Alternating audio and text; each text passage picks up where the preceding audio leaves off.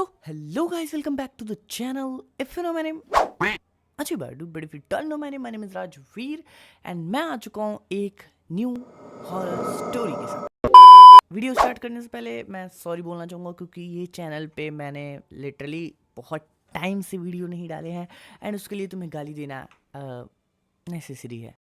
Okay so आज की video जो होने वाली है वो महाकुंभ पे होने वाली है, जिसको बीते हुए ज़्यादा टाइम नहीं हुआ। आई थिंक मुझे लग रहा है कि 10 से 15 दिन हो रहे हैं अगर जब मैं ये वीडियो शूट कर रहा हूँ, तो आई थिंक उसी पे बेस्ड होने वाली है वीडियो। मुझे कुछ आइडिया नहीं है, मैं बस जा रहा हूँ डायरेक्टली देखने। सो चलते हैं वीडियो की तरफ। ओके गाइस, तो मैं आ गया हूँ इस चैनल पे। इस चैनल का नाम है खूनी मंडे एंड नाम सुन के ही मेरी फट के 4 हो चुकी है। 1 2 3 4 5 ओ सॉरी 5 हो चुकी है। दोस्तों, आज की हॉरर स्टोरी सुनाने से पहले मैं आपको एक इंटरेस्टिंग सा स्टैट बताना चाहता हूँ। हमारी कहानियां देखने वाले 80% लोग ऐसे हैं जो हमारी वीडियोस एंजॉय तो करते हैं, लेकिन उन्होंने तो बस आपको एक छोटा सा काम करना है। इस वीडियो के नीचे आपको एक सब्सक्राइब बटन दिख रहा होगा, बस उस सब्सक्राइब बटन को दबाना है। बस इतना सा काम करना है आपको।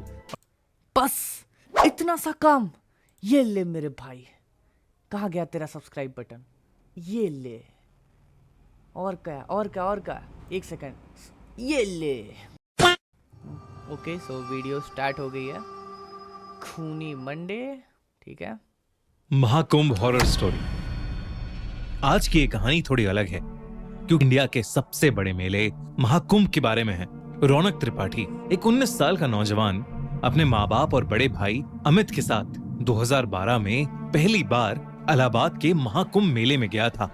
महाकुंभ का मेला बहुत पवित्र माना जाता है और इसका अनुभव अस्तित्व को बदलने वाला माना जाता है। पर रौनक के लिए ये एक रिलीजियस ट्रिप से ज्यादा एक एडवेंचर था। उसने अपनी दादी से कई बार सुना था कि यहाँ देव और असुर दोनों के किस्से छुपे हुए हैं और महाकुंभ के समय संगम का पानी अपने अंदर एक अलग सी शक्ति समेट लेता है। रौनक अपने परिवार के साथ संगम के पानी में स्नान करने पहुंचा तो उसने देखा कि वहां हर तरफ लोग मंत्रों का उच्चारण कर रहे हैं और हवा में धूप की सुगंध है। स्नान करते वक्त रौनक ने एक अजीब सी गर्मी महसूस की, जैसे उसके आसपास का पानी उबल रहा हो। उसने बात अपने भाई अमित को बताई, लेकिन अमित ने हंस के बोला, ये तेरी इमेजिनेशन है रौनक, संगम का पानी पवित्र होता है। लेकिन रौनक का मन बेचैन होने लगा था।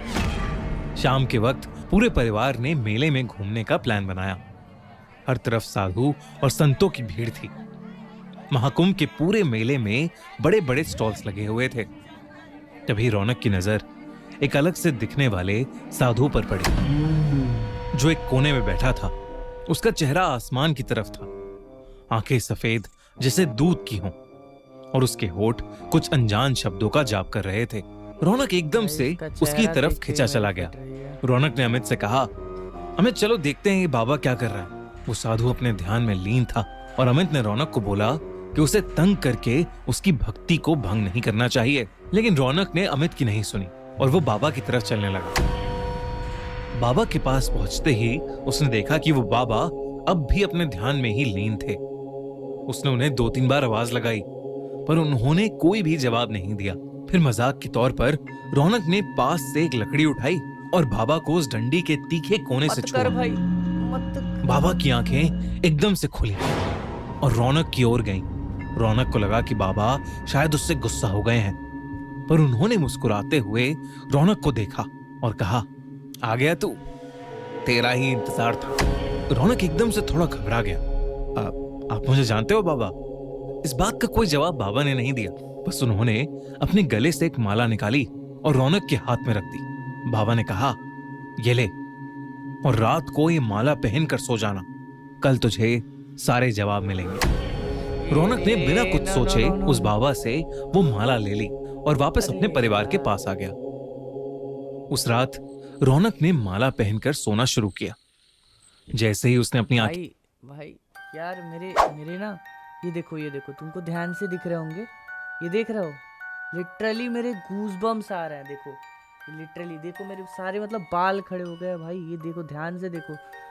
मतलब ये जो इसने माला पहनने वाली स्टोरी बताई ना, वो लिटरली मतलब मेरे एक मॉम के मतलब मेरी मम्मी ने बचपन में एक स्टोरी सुनाई थी उससे एकदम सिमिलर है, और मैं अभी नहीं बताऊंगा वो स्टोरी, मैं इसको आगे कंटिन्यू करता हूँ। अगर वो सेम हुई तब मैं तुम्हें बताऊंगा कि हाँ भाई ऐसे ऐसी करके स्टोरी थी। मतलब वो एक लड़की पे बेस्ड है। उस लड़की को माला दिया गया था एंड वो शादीशुदा थी एंड उसे बोला गया था कि ये पहन लेना। एंड उसको मैं आगे की स्टोरी तुमको बाद में कंटिन्यू करता हूँ, क्योंकि मुझे पहले से ही बहुत डर लग रहा है। मतलब ये माला वाली स्टोरी मुझे वो मतलब ऐसे फ्लैशबैक्स दिए गए पिछले स्टोरी की। खैर कंटिन्यू करते हैं अभी।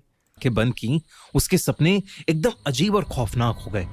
उसने देखा कि वो एक अंधेरे जंगल में खड़ा है। उसके आसपास बड़े बड़े पेड़ हैं जिनमें आग लगी हुई है और उस आग से पूरा आसमान लाल हो गया है।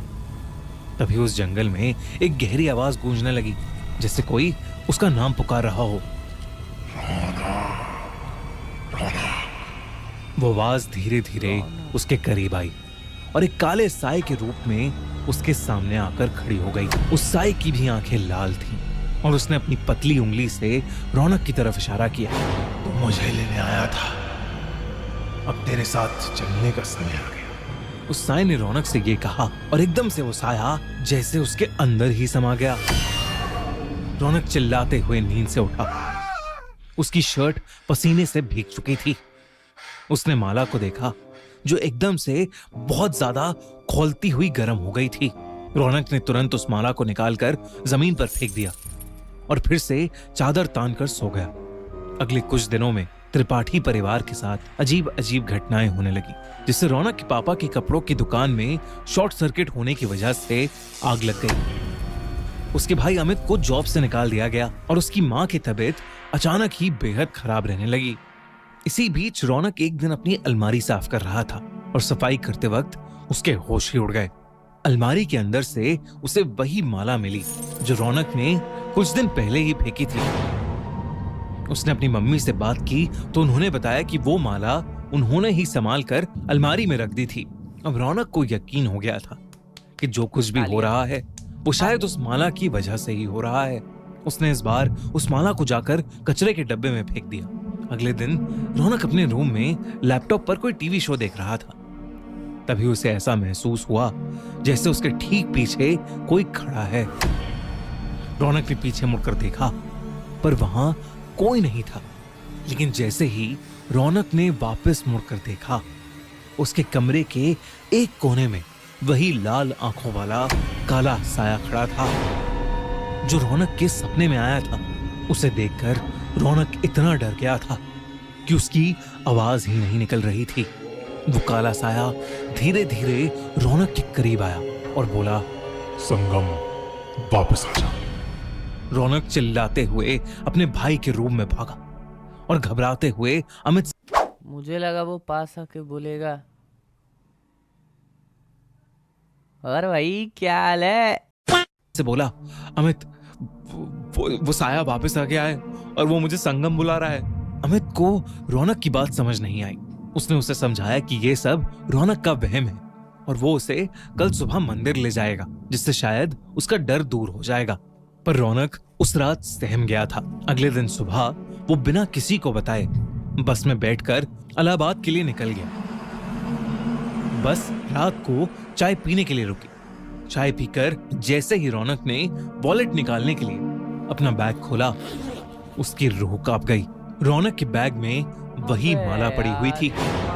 रौनक ने एक लंबी सांस ली और खुद को समझाया कि वो महाकुंभ जाकर उसी बाबा से मिलेगा और सब कुछ ठीक कर लेगा, और वो पैसे देकर बस में जाकर बैठ गया।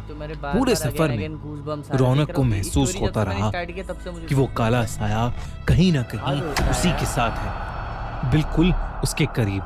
अगली सुबह महाकुंभ पहुंचकर रौनक सीधा भागकर उस मेले में उस बाबा को ढूंढने लगा, और जैसे ही वो बाबा उसे दिखे वो उनके चरणों में जा गिरा और फूट फूट कर रोने लगा। उस बाबा ने गुस्से में उससे कहा, मूर्ख, अब क्यों आया है मेरे पास? तूने एक साधु की आराधना भंग की थी, अब तू उसका दंड भुगत। रौनक के आंसू रुक ही नहीं रहे थे और वो अपनी गलती समझ गया था।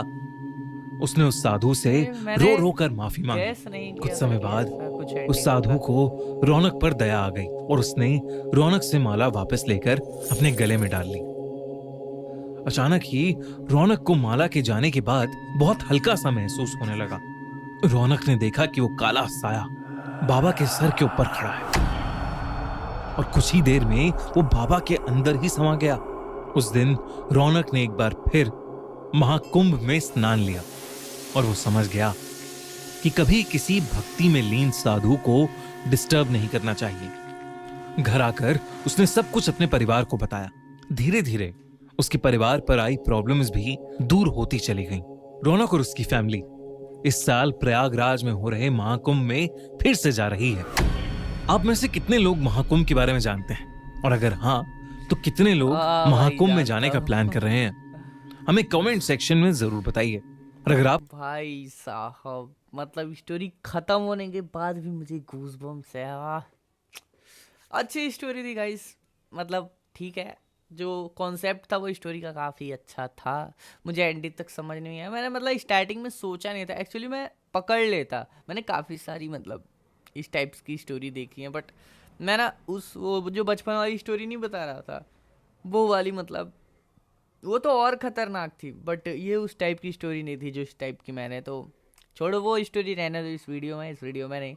अगर तुम्हें वो स्टोरी सुननी है तो कमेंट करना। अगर ज़्यादा कमेंट्स आएंगे तो मैं अगली वीडियो में उस स्टोरी बताऊंगा। तो वैसे तो कमेंट्स तो वैसे भी नहीं आते मेरे चैनल पे, व्यूज़ ही नहीं आते। खैर छोड़ो, ये तो दुख हो गया। कोई ना गाइस, अगर तुम इस वीडियो को देख रहे हो तो चैनल को सब्सक्राइब कर देना एंड वीडियो को लाइक करके शेयर कर देना अपने फ्रेंड्स के साथ, अगर वो भी ऐसी हॉरर टाइप की स्टोरी देखना चाहते हैं तो। बाकी और कुछ कहने के लिए नहीं है। बाकी मेरा इंस्टाग्राम का लिंक तुम्हें डिस्क्रिप्शन में मिल जाएगा, वहाँ पे मैं एक्टिव रहता हूँ। एंड बाकी मेरा एक गेमिंग चैनल भी है, उसका लिंक में डिस्क्रिप्शन में मिल जाएगा। उस चैनल को सब्सक्राइब कर लेना। एंड इंस्टाग्राम में मिल जाएगा, जहाँ पे मैं गेमिंग शॉर्ट्स डालता हूँ, मतलब रील्स डालता हूँ। आज के लिए इतना ही।